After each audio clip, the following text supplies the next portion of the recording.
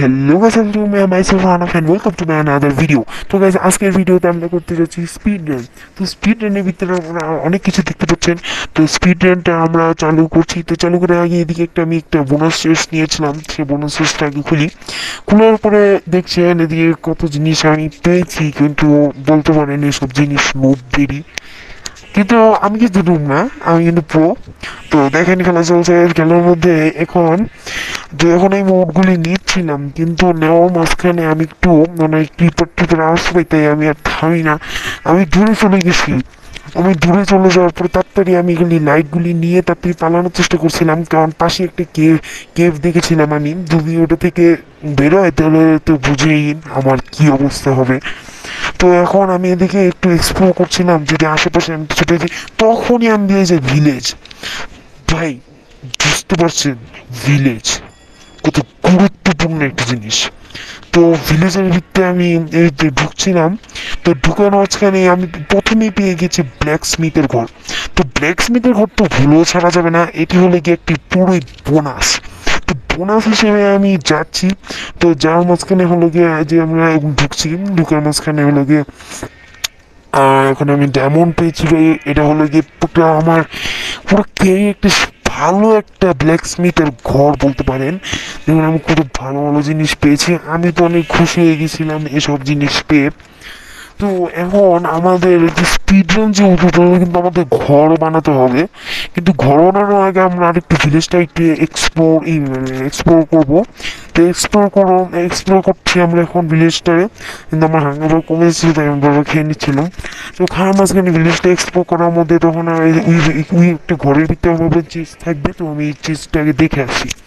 চিজটা দেখার সময় আমি একটু ড্যামেজ খেলাম, ওটা কোনো ব্যাপার না, আমার বেড়ে যাবে। তো আমি এখন এদিকে আসলাম, আসার পরে এখন আমি দেখলাম পুরোই একটা বেকার চেস্ট। ওই বোনাস চেস্ট থেকেও একটা বেকার চেস্ট হলো গিয়ে এটা। তো এখন আমি এবারে ঢুকলাম।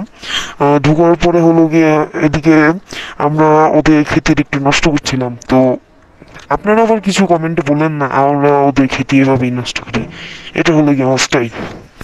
তো এখন আমরা হলো গিয়ে এই খেতিটা নষ্ট করতে আসলাম, এই খেতিটা আমরা অনেকখানি একটু নষ্ট করলাম। নষ্ট করার পরে আমাদের তো ঘর বানানো প্রয়োজনই জানেন। তো ঘর বানানোর জন্য তো কি কি লাগবে এটাও জানেন, আমাদের উড প্ল্যাঙ্কস এগুলো লাগবে। তো এদিকে আমি প্ল্যাঙ্কস কালেক্ট করতে আসলাম। তো আমি বলে নিচ্ছি, আমার প্ল্যাঙ্কস কালেক্ট করতে করতে আপনারা চ্যানেলটিকে অবশ্যই সাবস্ক্রাইব এবং লাইক করবেন এই ভিডিওতে। আপনারা যদি সাবস্ক্রাইব করি তাহলে আমি মোটিভেশন পাবো, মোটিভেশন পেলে আপনারা অনেক ভালো ভালো ভিডিও পাবেন। তো এদিকে আমার গাছ কাটা শেষ হয়ে গেল। গাছ কাটা শেষ হওয়ার পরে আমি এদিকে আরেকটা এক্সপ্লোর দেখছিলাম যে আশেপাশে কি আছে। আশেপাশে কি যাওয়ার পরে হলো গিয়ে আমি সামনের দিকে যাচ্ছিলাম। সামনের দিকে যাওয়ার পরে হলো গিয়ে এখন আবার ভিলেজে যাচ্ছি। ভিলেজে যাওয়ার পরে আশেপাশে আমরা একটু এক্সপ্লোর করছিলাম, আমি একটু খাবার নিচ্ছিলাম, কারণ খাবার অনেক প্রয়োজন ছিল। খাবার আবার শেষ হয়ে যাওয়ার সম্ভাবনা আছে। তো আমি একটু খাবার নিয়ে নিলাম।